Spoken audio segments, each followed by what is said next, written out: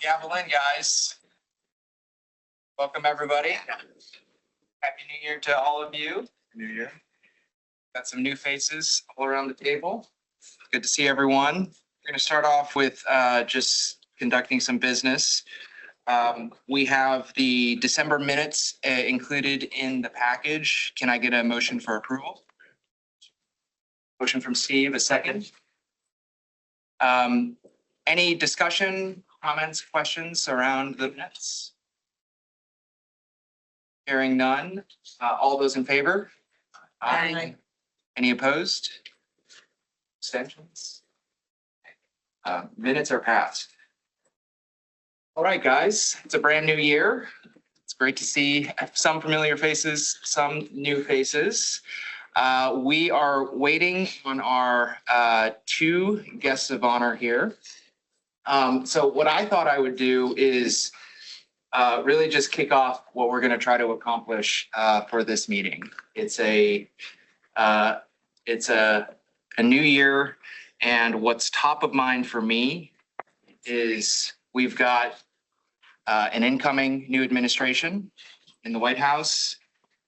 We've got all this incredible AI-driven tech boom across really the world.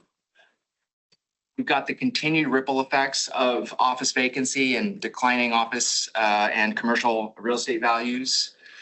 And somewhat surprisingly, the Commanders have won a playoff game. So that's really just kind of like a macro table setting for us. The goal for this meeting is really for us to set out a clear roadmap for EDC in 2025. We're going to hear from two of our esteemed board members. We're going to hear from Ryan, and you're going to hear from myself. Nick and I spent the past few weeks trying to talk to as many of you as possible to get some feedback, check in, and so I'll be reporting out on that as well. And so before we proceed, I'll take a minute to introduce our newest commission member, Brian Stout, who comes to us from Amazon. Brian, welcome. I invite you to introduce yourself to the group. Oh, sure. Hi, everyone. My name is Brian Stout. I work for Amazon. I've led our local policy and economic and workforce development here at HQ2 for the last 5+ or so years.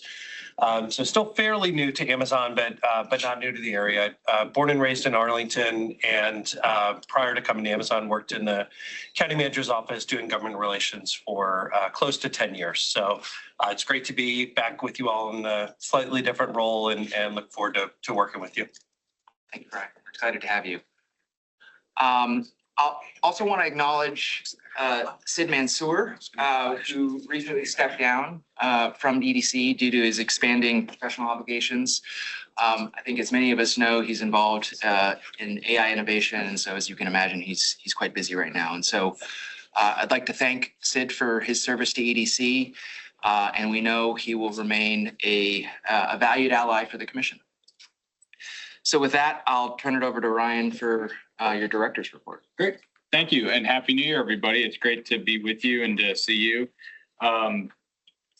We are excited about 2025. And later, I'm going to talk a little bit about the outlook and give you all an outlook on kind of some of the priorities that we're tracking and monitoring. But a couple of things that we wanted to share just at the top of the meeting in case there's questions. We wanted to give everybody an update that our CMRI adaptive reuse process, which was passed in November of last year, is now live, and we've already had 2 applications filed to repurpose 550,000 square feet of empty office in Crystal City. One building will become a hotel and one will be a residential building. And I talked to Mark McCulley, who all of you know is leading this effort. And we have 2 other projects in this neighborhood that are potentially being looked at, and a third or fourth that is also we're kind of tracking in another part of the county. So really thankful that our team here works very closely with our colleagues in the planning department to get that process live by January 1st, which is what we agreed and promised to do. And we're still, so now we can accept those applications. And so we've always said that this isn't going to be kind of, we're not going to see, dozens and dozens of buildings go through this process. But we are excited that we have some early traction and taking 550,000 square feet of old office space offline and making it into a higher and better use is certainly fulfills the vision of this policy. So I just wanted to let all of you know that is exciting, and we're going to continue to monitor that, and we're going to continue to track each of these buildings that goes through our process, so we can be able to report regularly to all of you and to the community that kind of how we're doing on that. So happy to take any questions in a moment if anyone has any on that. Also this meeting, we've given you a copy of our economic indicators quarterly report. This is something that it's available regularly. You can sign up for our e-newsletter and get this. It's on our website. But the reason I'm flagging it is we're going to make a more concerted effort each quarter to present this data and other data to you. We're still working on kind of that format, but we wanted to, we got some feedback from the executive committee that information like this is very useful and helpful to keep all of you informed. So we wanted to make sure that we just noted this today. I've been told to let you know that this report usually lags by several months given the timing of when the data is available. So if you have a question or see something, feel free to ask, but it might just be because of that. And as we continue to kind of work this year on presenting this information to you, you might see different formats or updated information. If you have a request for a piece of information or you think something that would be helpful to you, let us know and we can see if we can track that down and put that in our report. So just wanted to let everyone know that. And then finally, the General Assembly kicked off their session yesterday, and we are here at AED and as a county, we always monitor what goes on down in Richmond because it has impacts on our work and also our community. And so I'm participating through our Virginia Economic Developers Association on weekly calls that are helping to monitor and track legislation. Other groups like the Chamber will be doing that. Our county team is made up of representatives and lobbyists down in Richmond who advocate on behalf of Arlington County. But I just want to let you guys know that is now in full swing. It's a short session this year. We're already seeing lots of bills being proposed. So we welcome anybody who has professional associations or groups that you work with that might have crossroads with economic development. If you're seeing bills or things of interest, feel free to shoot me a note. We can try to see if we can work that into our advocacy efforts. And that's all I got for right now. Great. Thanks, Ryan. 3 media updates. Questions, comments for Ryan? Ryan, when you said the CMRI, the 2 buildings in Crystal City, you phrased it that it sounded like the county was buying the building. I don't think that's the case. No. The owner available to be reclassified. Correct. The owner, JBG Smith, submitted applications to convert those buildings into from an office into a hotel and residential. And our process, our new expedited process, they're the first applicants to use that process. Yeah. Yep. Ryan, thank you for that. Kind of digging into that a little bit more. Obviously, JBG Smith is a major developer here, very tied in. Do you know if they already had plans or what their plans were or how they would have been different had the action not passed? I mean, it kind of struck me as happening so quickly that it was great. I was very pleased to see the quotes in the headline. I think it was like January 3rd. Yeah. So I'm just curious, since we spent so much time on it, have been the last year and a half, kind of feel like digging into it a little bit more, as a postmortem, if you will, would be helpful. Yeah, I know that they were moving on these 2 properties, but I'll ask Mark, who's here, to answer that question. I think they were also waiting, Nick, to utilize our process. Yeah, but Mark, do you have anything else to add? Yeah, and that's fair to say. We talked to them early in their due diligence and made them aware that we were working through a process for an expedited conversion that to reuse pathway. So they're waiting on us. I think, you never know the future, but I think they said those deals would have been harder to put together if a 9 or 12-month entitlement was facing them with uncertain community benefits. So I think, I think it was indicative of them holding on, waiting for the process to sort of be put in place. Thank you. On the Virginia General Assembly front, just wanted to circle back with the group as a result of our small business panel that Brad and I worked on together with Charles featuring on it, who's now a commissioner, which is wonderful. So we talked about the local procurement preference, and a lot of credit to my government affairs manager, John, with the chamber in the back over there. We did a lot of research, did confirm that that is a statewide barrier, worked with a number of partners on it. We reached out to all the members of our local delegation, the Virginia General Assembly. Unfortunately, because this is a short session, so that means there's a bill limit. We got a lot of traction, but we don't have an introduced bill at this time. We have a few people who are interested in patroning next session for us, but we do have a soft, which I'll share with this group because of who it is. Some of you may have seen our former EDC Commission member, JJ Singh, moved to Loudoun, was actually just elected delegate in the special election. So we shot him a quick note thinking that as a late, that was at the bill limit time, that as a new legislator, he may or may not have some slots. So he said he's looking into it with his staff, but if anybody here again has that as a priority, reach out to your old friend, now Delegate Singh, and perhaps we can get some traction this session. John will be watching the procurement bills to see if there's any that we can have that added on as a friendly amendment, but we definitely have some really good energy about it for next session. So just want to close the loop on that one since it was started here, but then routed over the chamber given our focus. That's great. Coincidentally, I was having breakfast with Frank Foley, and he was telling me about JJ, which is very exciting. I'm gonna pause our Q&A and introduce our two esteemed guests. We have County Board Chair Takis Karantonis, who has provided fantastic leadership to our county overall, but more directly to EDC as our liaison last year. So Takis, thank you for your guidance, and we look forward to working with you this year. And we have next to him our newly elected board member, JD Spain. And Takis is passing his EDC reins, and JD will be serving as our EDC liaison this year. So JD, we are excited and honored to be working with you. Thank you very much. So back to maybe wrapping up for Q&A for Ryan. Just on the CMRI, I think it's very encouraging that one of the first projects out of the gate is not a residential one, right? And so the fact that we're having a hotel, much needed new hotel supply hitting the market, I think is very encouraging.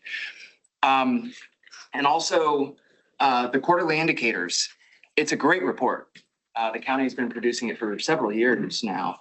And it is lagging, but it should reflect kind of the trends that we're discussing here as this report does. So last call for questions or comments related to Ryan's comments.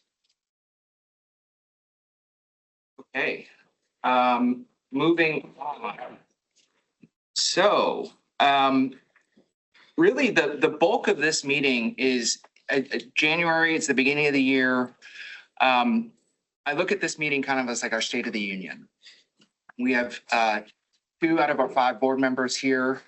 We're going to get here directly from them in terms of where they're focused and what their priorities are. Ryan's going to outline AED's priorities and areas of focus. And Nick and I will also share kind of the feedback that we've gained from the members and where we would like to focus, and then we'd like to open it up for discussion. So with that, Takis, I will turn it over to you. From a budgeting perspective, I think we have enough time for about 10 minutes each with 5 minutes Q&A. Oh, before I do that, Ben Joseph is also a new EDC member. Ben was brought on in October, but due to work conflicts, this is your first meeting joining us. And so thank you. And why don't you take a minute to introduce yourself? Thank you. Thank you. My name is Ben Joseph. I'm the general manager of the Marriott Crystal City, soon to be the AC National Landing. So we are doing an exciting $25 million renovation and redoing the entire building and adding some more keys. So, just like they said about the hotel supply, will be a brand new hotel, but in an old space. So, so excited to be here. I've been in Arlington County for the last 5 years. So just took over this property, the Marriott, in late March of last year. So been working with Kate since I've been in this county. So excited to be on this commission and hopefully, value to it. So thank you. Thanks, Mike. We appreciate your perspectives. Yes, absolutely. All right, Takis, we're going to hand it over to you. So I will start by saying that's a great start of the year to be with you. It's the first commission I visit, and you probably guess why. So that's the first thing. The second thing is I'm specifically and really pleased to be to have a buddy here who is not a new kid in the block. Definitely not a new kid in Arlington with a lot of leadership credentials. But I was particularly excited when we were discussing, saying, wouldn't you like to liaise with the Arlington Economic Development Commission? And he said, yes, he didn't think twice, not a blink of an eye. And that shows that he really understands one of the major priorities of this board, of the local government, and, of major concerns of every Arlingtonian to begin with, right? How this, our economic machine works, tells us a lot about who we are as a community and what we can aspire to as a community. So everything strategic and everything current, tactic, has a lot to do with how people work, how productive they are, and, how the whole frame of our economy works. And God knows we have had some challenges and we will continue to have challenges. At that, I will talk with you, not only at you, right after JD has an opportunity to introduce himself. Wow. Well, good morning, everyone. Morning. Wow, need some more coffee? Please excuse my kind tardiness as, downstairs, I'm not sure how many folks this happened with. I was sitting in the line for like 15 minutes to end the building because the whatever was all messed up and they got technicians out there. So I'm like, come on. Look, I am not going to take the entire 10 minutes. This is, in fact, my first. So I actually gave you guys 10 minutes each. Yeah. So Yeah, exactly. Yeah, I heard that. Kevin. And many of you in this room, I have met with, I know both professionally and personally. And so I don't feel as though coming here today, I am among strangers. I feel as though I'm among friends. And with that being said, Les Takis, our chair, just stated, shortly after the election, of course, the board comes to you and they start asking you, hey, okay, we have all these commissions. Which one do you want? And by the way, here, JD, what do you think? It was without any hesitation to his point when he asked me about Arlington economic development, given that I am innately aware of some of the challenges that we have faced here in Arlington. I've been here for about 16 years, a single family homeowner in the South Side, but I believe I have a grasp of what's going on with our businesses, our housing market, you name it, the full gamut. And so what I want to be is a conduit to finding out ways to get to yes and making Arlington the very best place to live in America. And for our businesses that are to come here and thrive. This is not breaking news about our commercial vacancy rate. That has been a concern of mine and many others in the community for well over a decade. I think we here in Arlington, some of the smartest folks around need to figure out creative ways. We've started out with some adaptive reuse, ways to get in front of that. Because it's not just Arlington, right? It's a nationwide issue. So for those of you who have followed me for a number of years, I think not just, being a combat veteran, a jarhead Marine, I bring to the table a lens of really finding out ways that we can compromise but also making sure we have the right stakeholders in the room when we're making significant policy decisions that's going to affect Arlington and our businesses. What I've seen over the years is that it's the same faithful few who are turning the wheel in Arlington. And, in a county well over 250,000 people, I think, you in this room here, right? And others, let's bring some of those other folks and think about where the community wants to go. I work in industry. Many of you perhaps know that out in Tyson's at a place called LMI. Will be my part-time gig. Where we, think about, the art of the possible and being innovative. And I am so proud of where we are here in Arlington, but I think there's much more we can do. And I know without question, in this room, we have the smartest and the brightest folks. So to Ryan and the full team, compliment the team at Arlington Economic Development, Kevin and your ascension here and what you're going to do, I look forward to working with you. And I'm also looking forward to learning from you, right? Remember, I'm a new kid on the block. So if you see me worthing a little bit, say, JD, that's just not how we do things here, all right? Feel free to engage me. But what I will also tell you, because I shared this with the county board, how many of you are aware of the DISC profile assessment? I know Betsy is. I am too. Day 2 on the job, I shared my DISC profile assessment with my colleagues. And I go, wow. You need to know, outside of what you may read or what you may hear, there's a reason I ascended, I think, to this place in my life. And you need to understand my leadership style. I'm a DI. I am direct. I'm results oriented, and I don't have time to play around. Right? I think in Arlington, we have to continue to push, and demand excellence in everything that we do. So again, I'm here as your friend, as your fellow colleague in this county, and let's go out and do great things on behalf of all of our citizens who are looking to us to continue to make Arlington the best place to live in America. With that, I'll turn it over to, any questions for me? I would just say, JD, we're going to be a great team because I'm a CS. We should consider doing the DISC profile. You should. Thank you, Betsy. Yeah. Betsy can facilitate. Leadership Arlington. So, Thank you all. Welcome.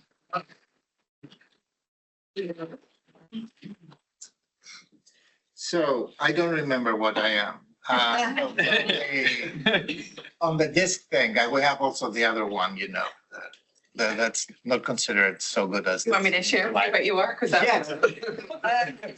you're a CS. You're closer to Kevin. Oh, my God. So we played well together. Even if DIs cannot understand the hazing of the first day, they cannot go through the door. Here is a leadership lesson from me. There is always a second entrance. And actually, this is true. This is across the street. There is a second entrance. Always look for the second entrance. And I believe that this is something, it gave me a lot to think about this morning, because based on the challenges that we've seen emerging over time, and we're a fortunate community that our challenges emerge in a predictable trajectory, so you can see the train actually coming, and you're not going to mistake the light for the end of the tunnel, but you know that the light is coming up to you. Then number one, and number two, you begin to understand that there are always two ways to deal with challenges. I'm Greek, so I'm coming from a coastal setting. As kids, we learn to deal with waves and surf. And with waves, you have always two ways. One is to stand your ground and be swept away. And the other is to actually dive in the wave and come out intact on the other side. So I am the second type of person who looks always for ways to manage tough situations by diving into them and trying to come out intact and taking with me the entire community if I can. So in this morning, yesterday, Morning. Actually, I tried to dictate my remarks for today, and I started with Siri. You take a note and said major budget stressors, and Siri responded, "Great, major budget dressers." This was the start of the discussion.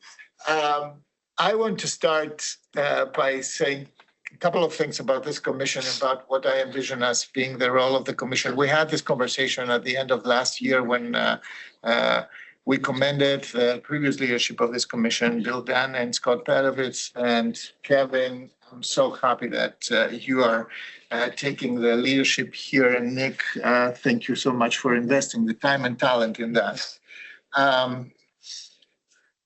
You are our major advisors. This is called an advisory commission for a reason.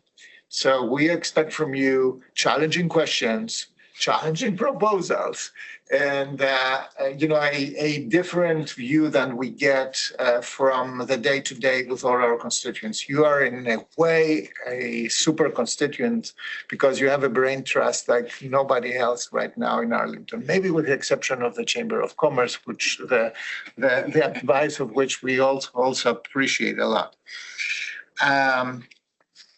The number one issue that we're dealing right now, as you very much know, is kind of an indicator issue. The office vacancy is not just an economic issue, just a set of conditions, but it also makes us always think, okay, is that going to get better? Is that not going to get better? If it's not going to get better, what are the causes and the root causes, and what should we do to not only to stem against, but actually to adapt to a new reality. Behind this was the thinking of strategically realigning Arlington and looking hard at our economy as it has evolved over, being a company town of the federal government from the 40s to probably the 2000s. Then we got a big shock, big wave.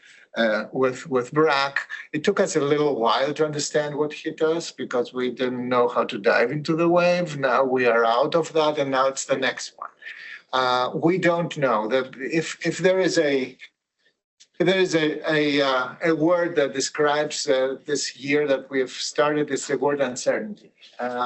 We really don't know what the impact of the new administration across the river will be. We don't know what exactly this will mean for the federal workforce. We don't know exactly what this will mean for private investment, and everything that has to do with it. There might be things that are beneficial to us in general. I, for example, don't expect that our defense contractor industry or environment will deteriorate big time. But on the other side, you may see GSA, going back on many positions that they have. You may see agencies being reshuffled, remanaged, reformulated, maybe even pushed away from the region or made. We can see changes that will definitely impact Arlington in two ways. First of all, it may impact a lot of households here. We have somewhere between 32,000 and 40,000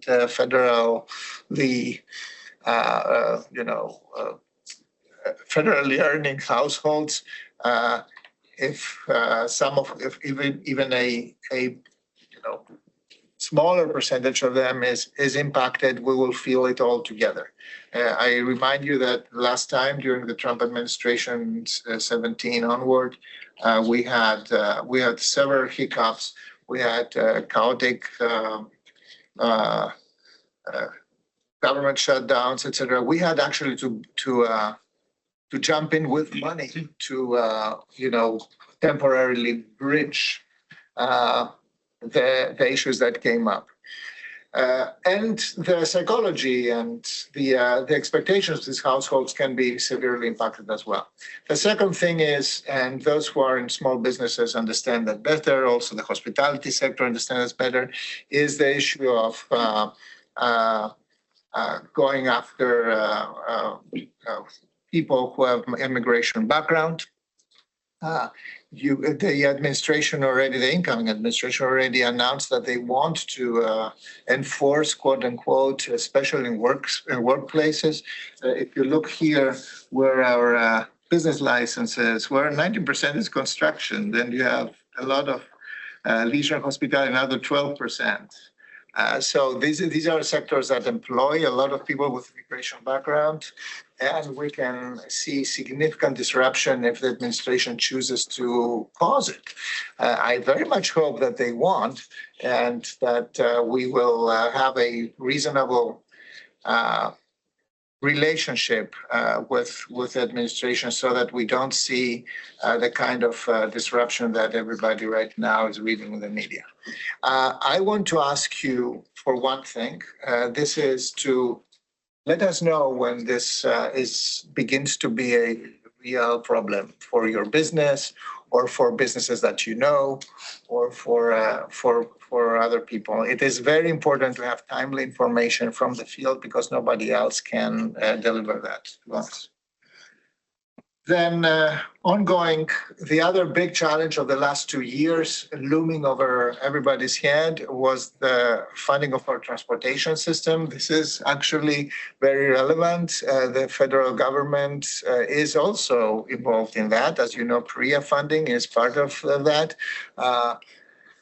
Different conservative majorities in Congress have tried to kill PREA like 5 times already. Maybe I'm wrong. Maybe it's only 4 times, but they tried to kill it before, and we may face this kind of challenges anew. Sorry, Talk is PREA. PREA is a federal funding that funds maintenance of transit assets, mostly going into capital. And as you know, a train system has a very high fixed cost. Whether you run one train or 100 trains, you have to have the station, you have to have the tracks, you have to maintain the system. So PREA funding is one of the funding sources of Metro that is now dependent on the federal government. But the bulk of it comes from us here. As you know, WMATA is mostly locally funded, state and locally funded. This is not a sustainable model because every time that something happens to WMATA or we have a major disruption, a pandemic, etc., all these costs will revert to whom? To the taxpayers. That's something that nobody in the region can accept. We don't. So we have been working with the General Assembly. There are parallel processes both in Richmond for the part of Virginia and in the region. It's the effort is called DMV Moves, is led by the Council of Governments to find a permanent, dependable source of funding for WMATA. The forms of that can be many. You have heard a lot about a regional sales tax. This is going to be something that solidifies this year so that we can see where we are. Be mindful of the fact that different states fund transportation in different ways. Virginia does it differently than Maryland and the District of Columbia. So therefore, we may have one size fits all will probably not be the result of that, but what will be the result of that is an agreement that the source of funding has to be way more dependable than the current system of having to renegotiate every time and then carrying deficits that are intractable because we cannot find the political agreement to work on them early. WMATA is in an excellent position as a business, as an enterprise today to deliver the goods. Ridership is going up, maintenance is excellent. In general, the system is not in a crisis mode. Our investments over the last 10 years, I would say, have paid off, despite the fact that most of these 10 years have been interrupted by the pandemic event. Further, here in Arlington, we will continue to discuss the CMRI, and we want to really get this done as soon as possible. We have seen a very positive uptake of CMRI initiatives up to now. I think they were timely. I think that they could even be more timely. So we are going to focus on getting this done as soon as possible. I think that our general, there was some trepidation whether, certain adaptive reuse actions or certain CMRI dials could be problematic for the general public, would trigger a lot of opposition, etc. Take, for example, an Arlington staple, the sign ordinance. I don't believe that we are at this point anymore. I think that most Arlingtonians understand the stakes and actually are ready to back a more flexible government approach to this. Flexibility being the key word here. We need to make investment happen. We really want both the dollars of investment, but most importantly, to retain the workforce. I told, and I said in my initial remarks of this year that the most valuable asset that we have in Arlington is neither our buildings, probably not even our businesses. The most valuable asset is our workforce. And what we have today is that a middle bracket of this workforce, those who are already established in their jobs and they want to establish themselves more permanently or on a longer term in a region, they see our housing costs and other stressors in Arlington. And if they can, they choose to move. So this is why we have a net out migration from Arlington in these brackets. So this is not a trend that I consider this a high risk issue. And I am really focused on doing everything we can to really inverse that, to be again a place where we retain people in housing, flexibility in solving our housing supply issues will be the number one thing, because this is one of the biggest expenditures in every home's budget right now, and we are compared to Charlotte and the Raleigh and even with Californian towns right now. This is the league we're playing in the housing market. Then this also affects a lot a new sensitivity that I believe our board will develop. I definitely have it on the rental market. You have read a lot about the issue of rental of RealPage and the discussion of very high rents. In Virginia, there are parts of our political activists who are raising the rent issue because it's a real issue. This is one of the most expensive rental markets in a very, very long time. It is a sign of dysfunction not to have a competitive rental market to a degree that produces options for a wider variety of our residents. So we will be looking at this. I'm not here advocating for any regulatory at this time, but high alert that, higher single digits or even double digits increases over years are really a problem. And I am also very concerned that that we have many households who are retained or stuck in the rental market for whom there is no next step to be able to purchase something. So homeownership will be a major focus of mine. And I asked the county to resuscitate our condo initiative because this is one of the practical ways to figure out a way that creates this next step from rent to own. Next things,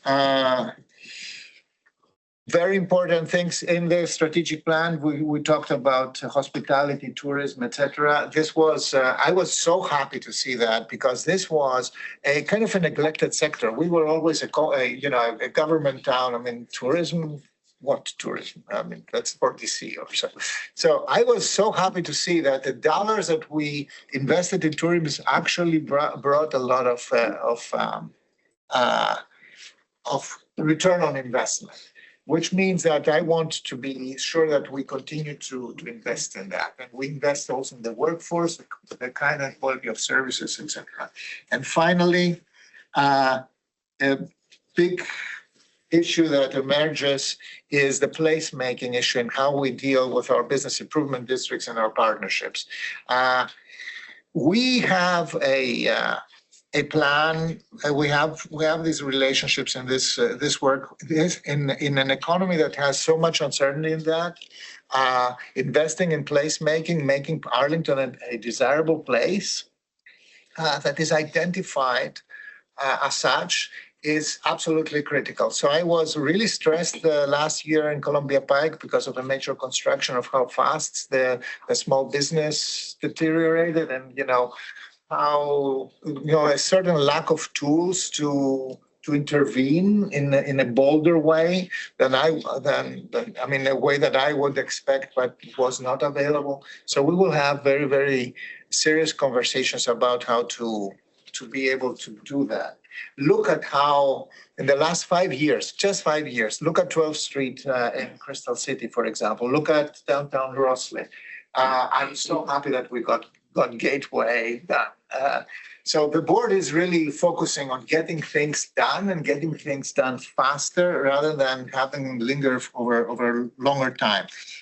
And that leads me to the last one, which is small business support.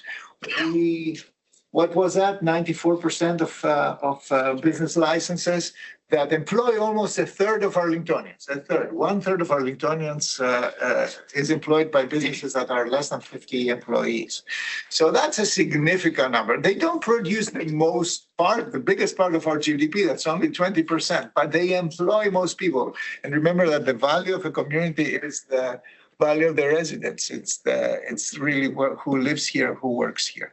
So for me, this is a huge priority, and I'm looking forward to work with the department and with you to figure a steady base program of how do we support small businesses as we go forward. Thank you. So I talked too much. Question for both of us. Yeah.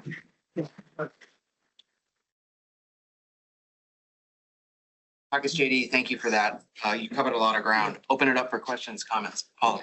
So to tie together, thank you, to tie together two of your points, the reliance on federal government as a customer and as a livelihood, and the challenge of small business. So there are 30,000 small businesses in our portfolio at Mason Enterprise. Significant number of them are more than half are 8A certified, and 8A is a question. It's kind of under threat right now in terms of being able to continue as a designation. There have been a number of lawsuits around that.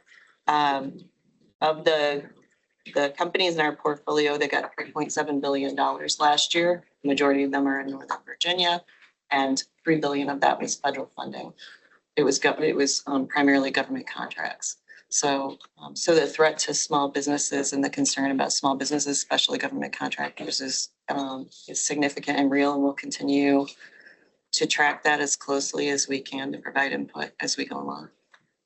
Thank you. I want to get back to you on that. I think everybody does. I also should say, we talked a lot about innovation, and innovation, the vectors right now are kind of interesting because at the same time they are dominated by very big players like AI. Very few companies dominating that market right now. Yet you have an entire a blooming industry of opportunities for startups, etc. So we here in this region can be actually very competitive in this. It's the very first time that we as a region have a real chance to really occupy a place that. So I'm really interested in the details of that and to see how we can play. So one thought on that is that of our 24 programs, we've created 4 new programs a year for the last 4 years that were specific to tech to be able just to keep up with what's happening here, but also remember that the job metrics are very different. So the traditional type of government contractor and the jobs associated with that are much higher than the jobs associated with kind of where we're heading with AI and tech innovation. Thank you, Paula. Other questions? Andy? And I think about your kind of comment, talk of course about housing and how that's kind of impacted. I get very nervous around the idea of anything regulatory. It feels like a real supply demand issue to me. And I try to think about how the county and its kind of regional jurisdictional partners, Fairfax, Montgomery, DC, can use kind of alternative tools, non-cash tools.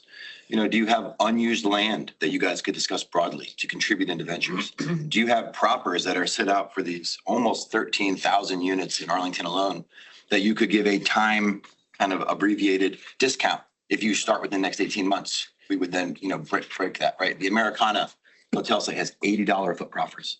That's just not possible in today's interest rate environment. Could it go with $35 proffers? Maybe the county could offer that. It's money that's otherwise not collected, and tax revenue is not kind of collected early. I just wonder if there could be a more creative approach to thinking about how housing could be kind of instigated and activated using other county resources beyond cash, which would be very tight going forward. So just trying to think about it from different perspectives than perhaps kind of rent restrictions or rent controls. Correct. Remember that proper valuation and things like, for example, TDM, etc. The major deliverable of that was always affordable housing, committed affordable housing. So this is what, and the problem is that committed affordable housing right now in our region is excruciatingly expensive at $600,000 a new unit, which is absolutely killing us, right? No matter the federal program support, et cetera, which is always a question mark right now as well. So I hear you. I think that we should have a very clear idea of what the negotiables phase there is.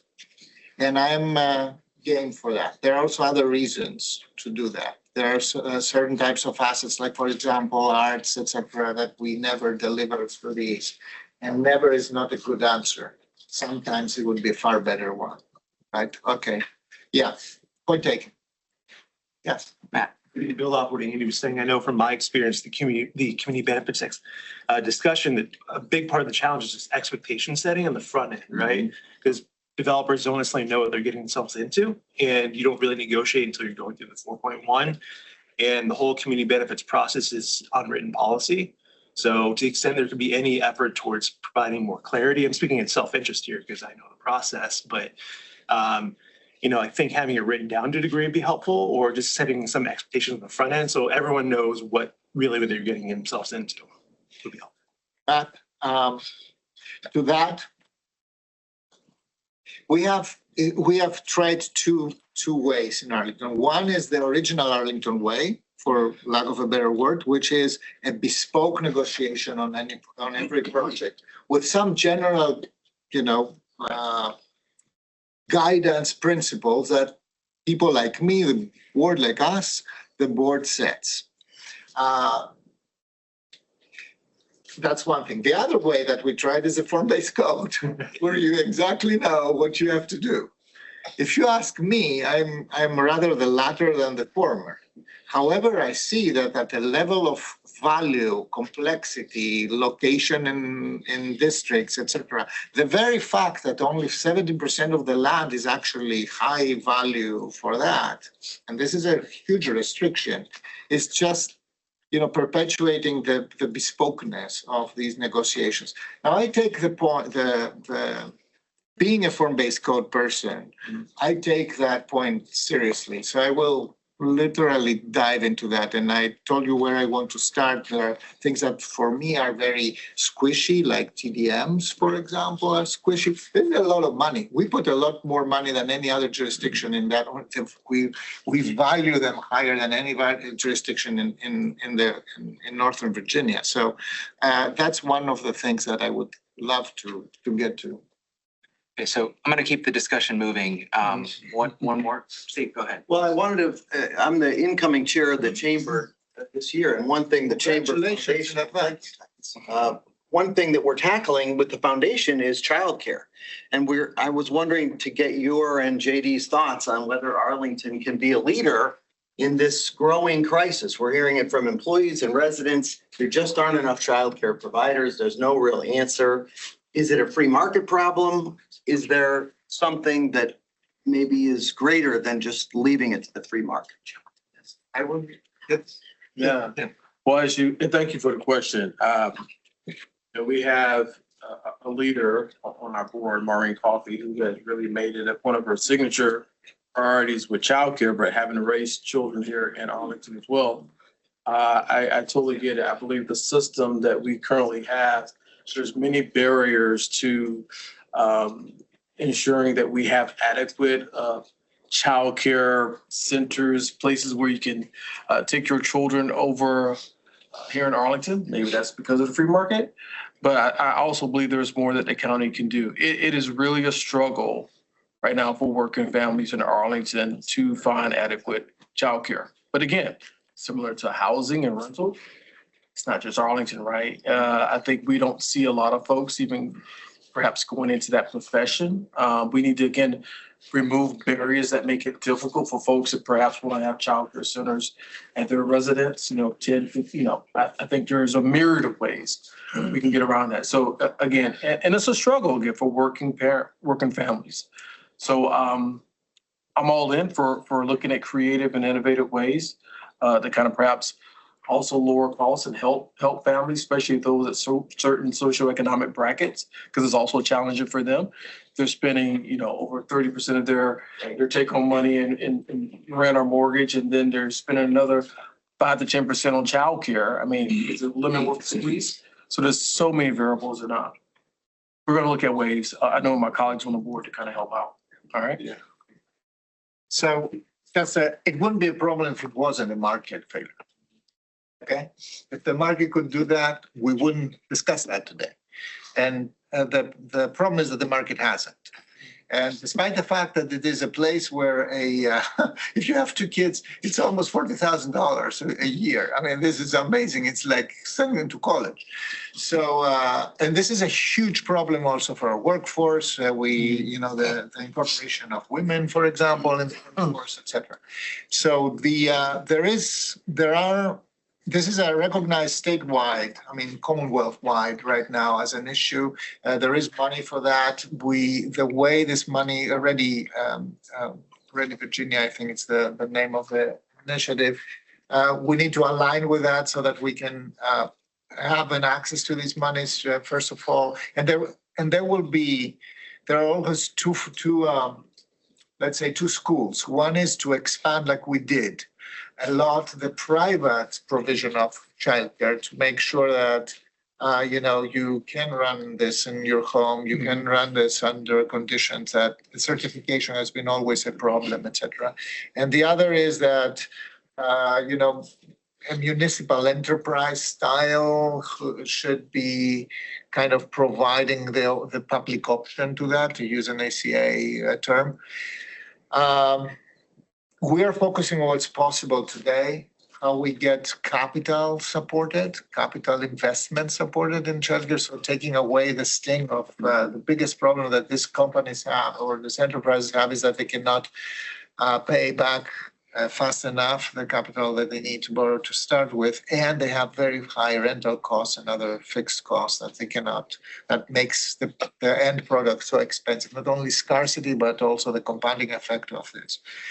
So we are working on positioning Arlington better to be able to absorb money that is available in the Commonwealth of Virginia. Secondly, finding and organizing better with partners, including APS, to provide services. Remember that we invest in absolutely amazing amount of money in APS. So I'm looking into ways to harvest some return on this investment on this side. It's difficult because it's low.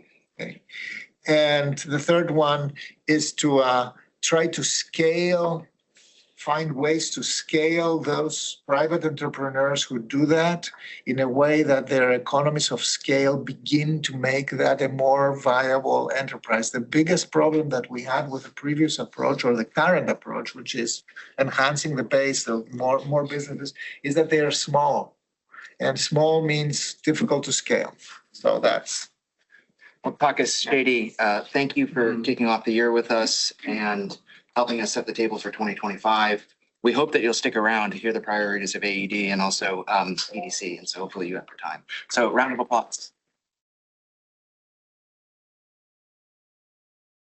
Ryan, show's yours. Yeah, thanks. I'm gonna run through a couple of outlook items and priorities for us. I'm gonna skip ahead. You're gonna get this presentation emailed to you. So there's a couple of slides that I'm gonna skip over just in the time, but really want to start here. Takis mentioned, he talked about our evolving economy from the 1960s, 50s, 60s to what we are today. And really, I just wanted to bring this slide back up because on the far side, this was one of the first slides that I ever presented to the county board when I came here 2 years ago. We had just huge momentum in the 2010s and 2020s, both in terms of bringing and attracting new businesses, development growth. And that was really interrupted by the pandemic. And so the acceleration of remote work, as we've talked about, and the challenges in the office market just created massive disruption to our economic model as a county. And so we presented this as kind of a call to action for new thinking and bold action to the county board. And we've been at AED very, very grateful for the support of the county board in terms of new funding, support for our policies and creative ideas that we've been putting forward. And we'll touch on some of that today. So Jen, can you go to the next one?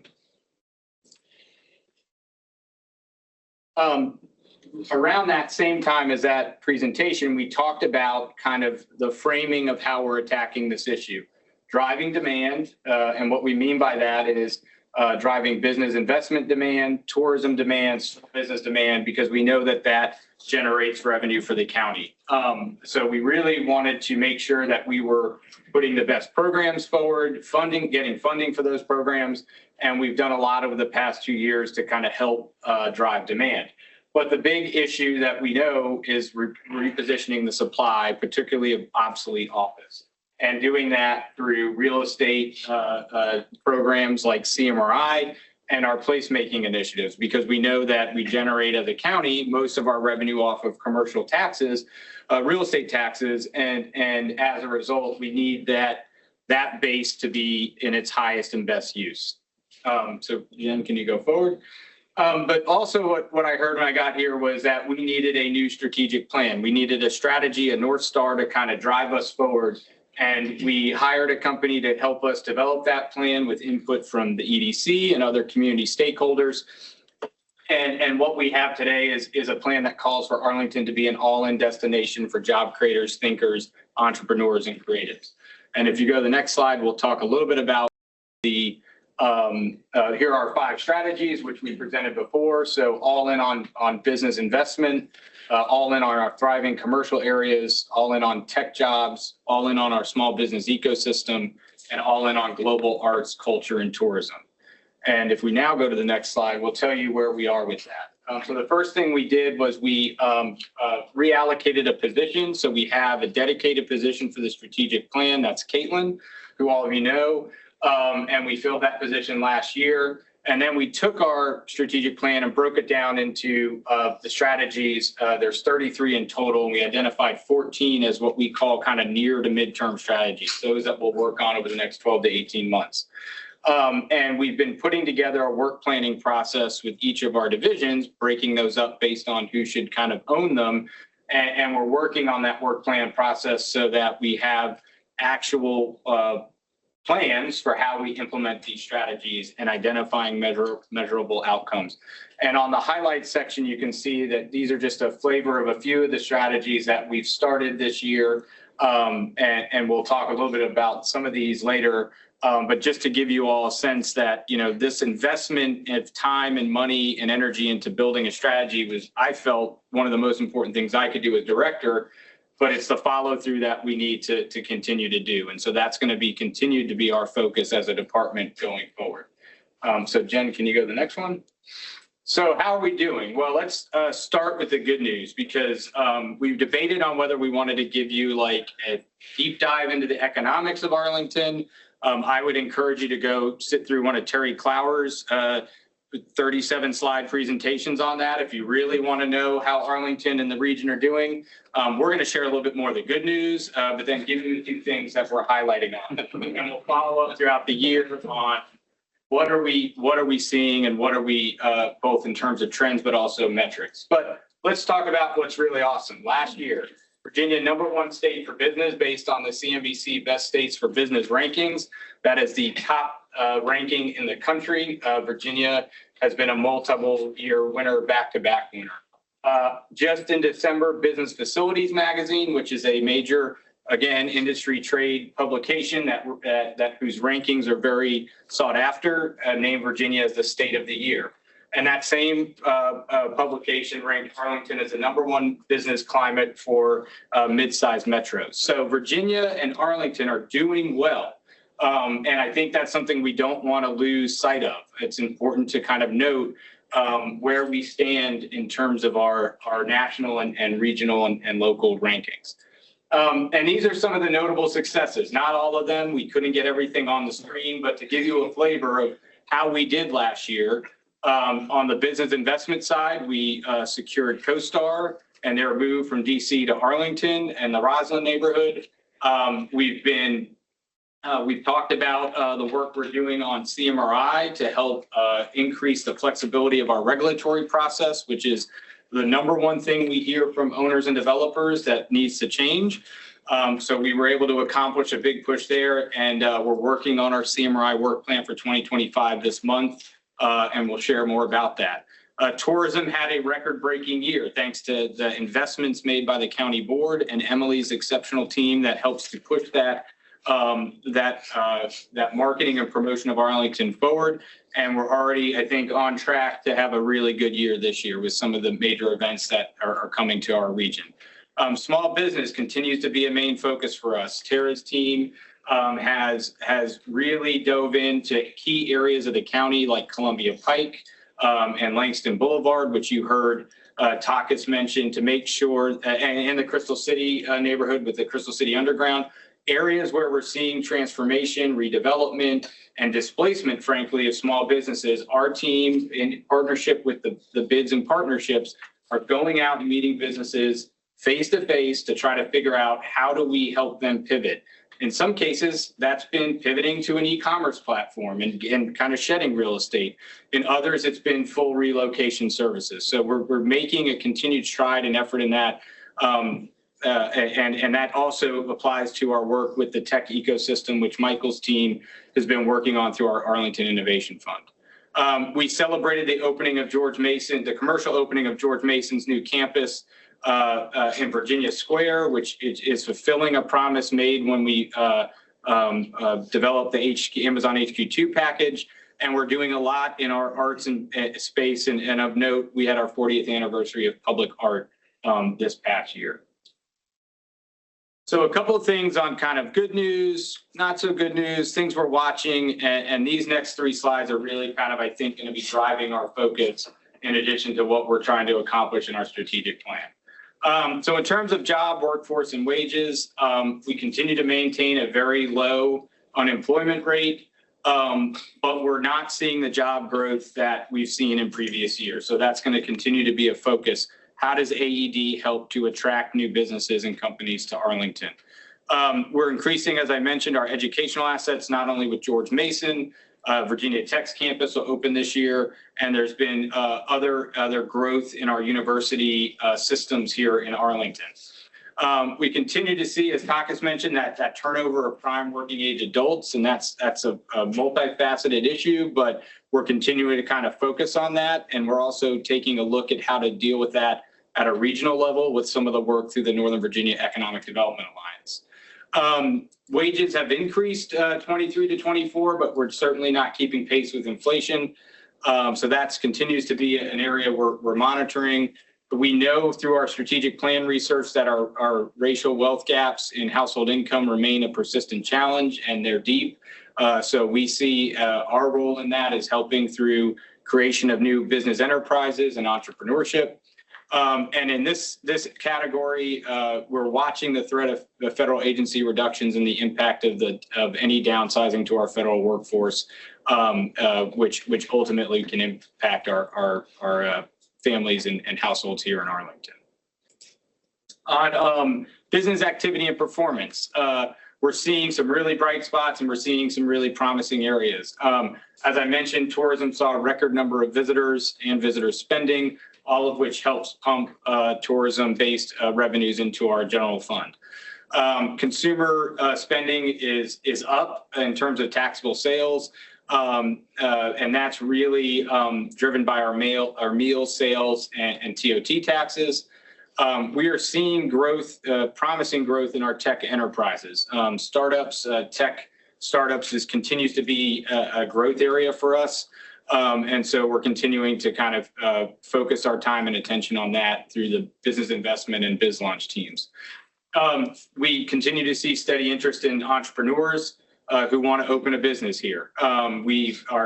Tara's team is meeting with dozens of businesses every month in terms of their counseling sessions. We have huge engagement whenever we have an event for small business or entrepreneurs. So we're trying to capture as much as that as possible. Leasing volume from small to mid-sized firms, those kind of in that 10 to 50K square footage range is on the rise. We're seeing real promise there. And a lot of that is expansions of existing companies, which is good. But the pipeline for major attraction for companies from outside the region remains at historic lows. We continue to be in touch constantly with Virginia Economic Development Partnership on potential projects, but to be frank, they're not able to bring forward the projects like they used to. In terms of things we're watching, elevated inflationary costs remain a burden for businesses. We know that. And we're also watching the federal budget impact, particularly as it relates to our local private contractors and what any drawdown of the contractor tail in Arlington could mean for not just our business taxes, but also our commercial districts. And on real estate, we've talked a lot about this. Adaptive reuse policies are already sparking interest. We continue our work on CMRI because of the high office vacancy rate at 24.2%. We also know through our research and analysis that we have 78 buildings which we've tagged as obsolete or potentially obsolete, which are driving down property values. So we're trying to make sure that we stay on top of that issue. At the same time, residential home values continue to increase. Multifamily values are holding, even though construction of new multifamily units is slower than historic averages. So all that is telling us that we think more public intervention is probably needed, particularly to address the office market. And as already discussed, housing affordability continues to be a challenge, especially as it relates to attracting new workers. And we're continuing to watch what the administration's plans for GSA leasing, return to office, use of federal space. We're continuing to kind of monitor all of that right now. So in terms of investments and initiatives, because you never miss an opportunity when there's board members present. So here's the list, right? And we've very thoughtfully broken this up into driving demand, repositioning supply, and you can see exactly how they tie to our strategic plan goals. But at the top, really, again, that focus on business investment with the Arlington Innovation Fund, both in terms of being able to provide that seed capital to companies and also continuing to host events and make Arlington a real sticky tech hub. We are launching this week an international soft landing program, which will start as a virtual program. We hope to grow that into being able to host companies here in Arlington. We are working to finalize plans for a national landing innovation district, and we continue to need business investment staffing. We are a people organization. We have to go meet with people. We have to be in front of them. We have to be at events. So maintaining our staffing and, if possible, growing that is clearly a priority. That's the same for Tara's team in terms of staffing, but also biz launch.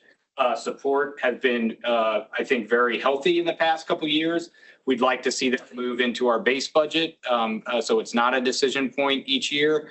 And we're doing a lot of things in the small business sector through our relaunch program, open rewards. Yesterday, we just found out we've secured a co-sponsorship on a grant to help in the childcare space. There's just a lot we're trying to do in the small business space, but that takes funding and staffing as well. We've talked about tourism. We know from what we've done in the past few years that marketing and promotion moves the dial. We are currently working through a process to establish a tourism improvement district in Arlington, which would allow us to collect an assessment on hotel room stays, and that money would be then used to kind of further our marketing and promotion efforts. So that way we're not asking for more general fund money. So more to come on that this spring. And we've done a lot this year to kind of frame our arts placemaking grants. And Adam Green from the commission is here. Thank you, Adam, for your help and leadership on that. And that's really to kind of help create anchor opportunities in neighborhoods associated with the arts to kind of drive demand and bring people to our commercial centers. And then on the repositioning of supply, I won't go on with CMRI. I think we've talked to that quite a bit today and in previous meetings. But really, I think we're at a point where future public intervention could mean discretionary funding either at the local or state level to help with conversion and redevelopment projects. We have more work to do on the regulatory front, but we're seeing some signs from the General Assembly this year that there might be money available for urban localities for redevelopment, and that would require a match. So we want to keep the door open for that. Jen, can you, all right, final slide, continued collaboration. So we thank the EDC for all of the work that you've done over the last year, 2 years since at least I've been here to help push priorities forward. So please continue to kind of be part of that process. The way we're kind of helping with that is creating agendas and topics for discussion that are of interest to you so you can be better informed to then advise the board. We want to continue that advocacy at public meetings or commission meetings. We really hope to help grow the connections between economic development priorities and other priorities in the county. Any kind of feedback, formal or informal, that you all can give us would be great to help us further inform our activities. And then finally, all of you are economic developers. So if you have business engagement opportunities, or you know of a business that wants to grow, expand, or locate in Arlington, AED staff is available to assist you with that. So with that, Kevin, I'll turn it back over to you. Okay, thank you. Very robust and concise overview, all things considered. I'm going to hold questions until the end. I want to cover EDC's priorities, and then we can open up for discussion. I'm going to point you to 2 documents, and I think our esteemed board members need to depart. And so another round of applause. Thank you. So I'm going to point you to 2 documents, the EDC priorities, and then also there's a proposed outline of the schedule for the year. And as Nick and I sat down to think about the priorities and agenda for the year, the priorities we came up with are really rooted in 3 sources. The AD strategic plan that Ryan just highlighted, EDC's framework for prosperity, and lastly, but equally importantly, real-time feedback from all of you. The AED strategic plan was just done. It's a new document. It represents a culmination of a lot of consensus building. So that is a foundational document for us. That's going to be important. EDC's framework, and that's both the first, if you look at the EDC priorities, you have a very high level summary of the goals that Ryan highlighted, also the goals that are outlined in the framework for prosperity, and then also some high level summary of the member feedback.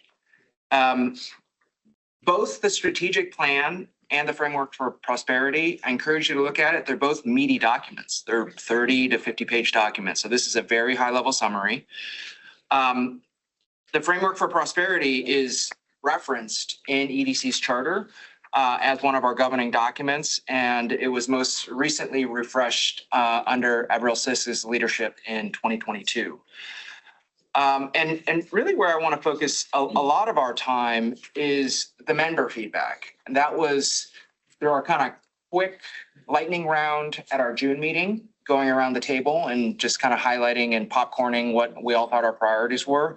And more recently in Nick and my one-on-one conversations with many of you, not all of you. And so we really wanted to report out. And I think the first major takeaway for me is for kind of the three sources of priorities, there's an incredible amount of overlap. And so this is encouraging to me. This suggests that we know where we should be spending our time and energy. And we will be referring back to this as kind of a roadmap, make sure that we stay on course for the balance of this year. And this is something that we can revisit. The second major takeaway is that we got a lot to cover, right? We meet once a month. And so we have a content heavy agenda, which leads me back to some of the feedback that we got in our conversations. And thank you for all of you that took time. And I'm just going to highlight, we heard many things that we're going to reflect, but the two themes that I want to highlight, number one is balancing focus on CMRI. We heard loud and clear that for many of you, CMRI is sucking up a lot of the air in the room. We acknowledge that. And we hear you. CMRI remains it's a vital priority for the county, for AED, and for EDC. We're going to continue to focus on it, but we're going to be much more intentional about ensuring that it doesn't dominate every discussion and we make room for everything else. So just know that we heard that feedback and we're going to reflect that in this year. And the second piece of feedback was increased member engagement. Many of you expressed a desire to contribute more actively and leverage the unique skill sets that all of you bring to the table. And so this is very encouraging and exciting for us as leadership. And so one of Nick and my priorities is really to try to involve as many of you as possible in some type of leadership capacity. And so to that end, this proposed agenda was really crafted with those things in mind. And so first, being the high C that I am, thank you, Betsy, I thought that this would help kind of provide everyone kind of a high level overview of what's to come. And also to build some consensus around what we're talking about and make sure that we try to hit as many of these priorities as possible. So this is subject to change. This is also open for feedback, so it's by no means set in stone. We also wanted to be intentional about outlining what priorities are addressed to the right here. And I think this is also one of the opportunities for members to step up in a leadership capacity or to really contribute more. So if any of these topics are of a particular interest to you, reach out to Nick or me. And what we would love is for members to really lead the content and the discussion around some of these topics. We have some ideas for people that we want to tap. And so we are accepting volunteers, and then we will be volunteering some of you as well. And then I think the second big opportunity for increased involvement is the possibility of a new working group. We heard feedback that there is appetite for that. The CMRI working group has been, in my opinion, an incredible success. I think it's been a success for a combination of reasons. One, it's focused on a tangible, well-defined problem. We know what the focus is. Two, it aligns with the priorities of the county board and the county staff. If the board and staff aren't focused on it, we're not going to get very far. Three, it's a strong fit within EDC's jurisdiction. CMRI fits squarely in terms of what we should be contributing in. And four, there was a lot of organic energy and leadership from the members, right? So if there are other topics that fit those four criteria, we would welcome, Nick and I would welcome additional working groups. We are very sensitive to creating working groups just for creating working groups' sakes. But there is energy in this room. There's a lot of expertise, and there are a lot of priorities we need to address. So think about it, and reach out to Nick or I at any time. So with that, I think you've heard from County Board, you've heard from AED, you've heard from us. Open it up for discussion, comments, questions.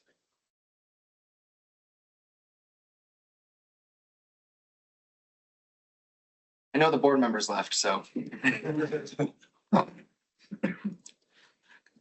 Just one random thought, Kevin, on the last question you posed about new initiatives. Like Andy brought it up earlier, just the supply problem of us not having enough housing. And I think that everybody's feeling a little deflated by the missing middle expanded housing opportunity litigation that's ongoing. And I mean, even if that hadn't come to pass, though, that was just going to be one, part solution to the problem of having enough housing for retaining this workforce and solving this problem. People trying to move into home ownership or whatever their next phase of housing is. So that seems like a worthwhile focus area.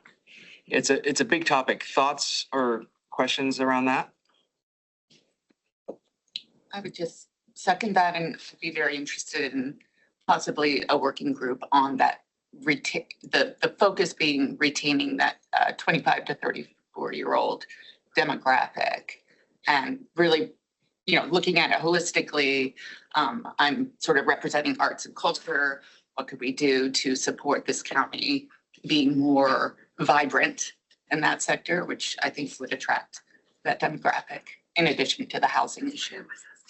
This is good. This is obviously a big issue. I think as I've thought about it, there's obviously some sensitivity in terms of the temperature on this issue in the community. It's just because of missing middle, it just seems like everyone's emotions are intensified on it. There's also a commission, the Housing Commission, that addresses this directly. But with that being said, I do think that we bring a different perspective, right? Because through economic development's lens, I'll speak for myself, and maybe you guys can agree or disagree, is supply is the answer. All of it. Doesn't matter what it is. We need more supply. Supply, yes, right? And so perhaps that is a voice and a perspective that we can elevate in the community, because that is it is potentially a big part of the solution. Other thoughts, questions? Just in terms of diving into the wave, we have a new administration coming in, being sworn in on Monday. We know that there's new energy in the space as well, at a time when we talked about technology and AI. And I kind of want to pull Sid back in, at least for an advisory role. But we've got such incredible talent here with our business community, with our growing university networks and focus on tech and tech ecosystems. AI will impact a lot of jobs. It's also going to create new jobs. And the application of AI to traditional industries is something we're just at the tip of the iceberg of this. There's also, not that I think diversifying Arlington's economic footprint is very important, but also recognizing the business opportunity that we've got, where geographically there's going to be a lot of interest in tech getting closer to Washington at a time when technology and industry is rapidly changing. And there are questions about how government eventually will come in and regulate these different industries and how technology plays a role in that. So I think there might be an opportunity for a working group that is just focused not just on like the changes that are happening in the space, but how do we leverage those changes to message about businesses coming in, technology coming in, business and universities, networks working together as well to identify opportunities for messaging that could support our outreach to companies and technology players that might be looking at ways to spend more time in Washington, but then leveraging the networks and the community that we have here in Arlington to to have a more physical base here for them to operate from.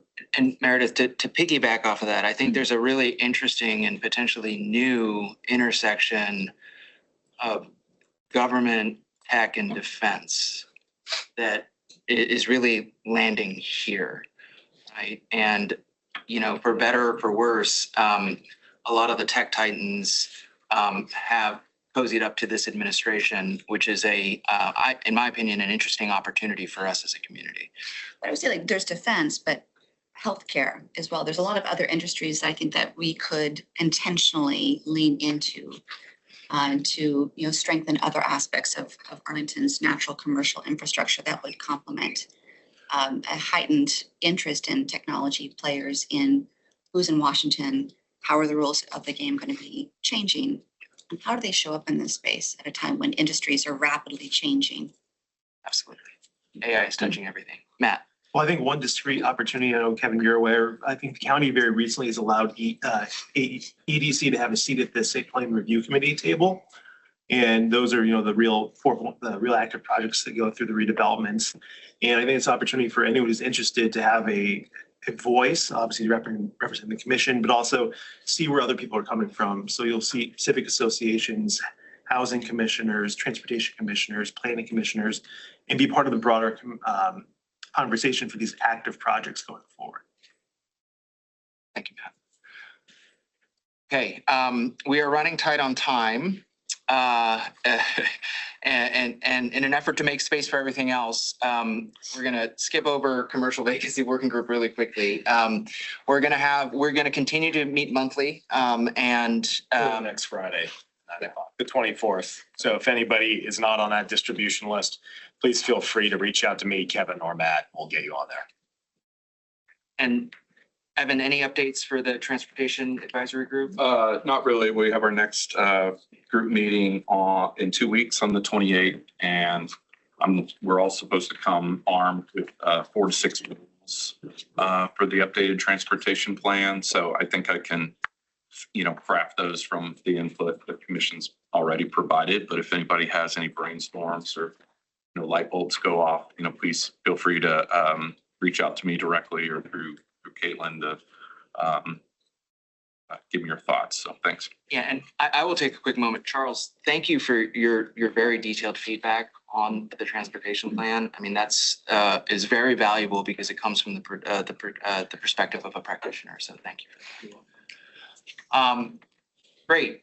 New or old business? One quick thing. Yes. And I made a big error in my presentation. I failed to introduce that we have our whole AD leadership team here today. Emily, Kelly, Tara, Ifiak, Mark, Michelle, Michael, and Kate. And then we have Biz Launch. Well, I guess Mark and Biz Launch win the award for whose whole team showed up today. Not hard for Mark. He has one. But we have lots of staff in the room. I just wanted to say thank you to all of them, but also please mingle afterwards with any of our staff that are here. And that is a great note to end on because the staff is the engine that makes all of this possible. So thank you very much for everything. Thank you, guys.